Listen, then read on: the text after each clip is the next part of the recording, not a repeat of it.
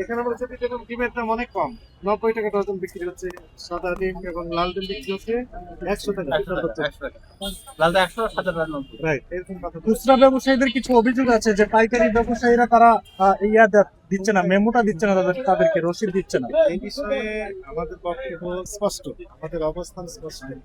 এই যে বলা হচ্ছে যে পাইকারি ব্যবসায়ীরা ক্যাশ মেমো দিচ্ছে, আর যে সকল প্রতিষ্ঠান ক্যাশ মেমো দিচ্ছে না তাদের বিরুদ্ধে যদি আমাদের কাছে তথ্য থেকে হেল্প করা হয়, আমরা অবশ্যই এটি নিশ্চিত করবো তাদেরকে আইনের আওতায় আসে।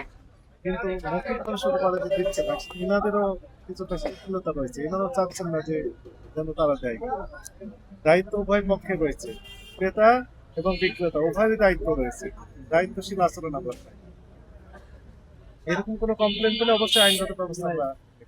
Thank you. গত বছর কেন এবছর কেমন দেখছেন বাজার দর?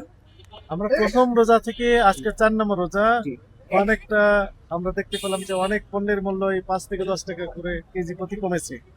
আমরা আশা করছি যে সামনের দিনগুলো আরো স্বস্তিদায়ক হবে। Thank you.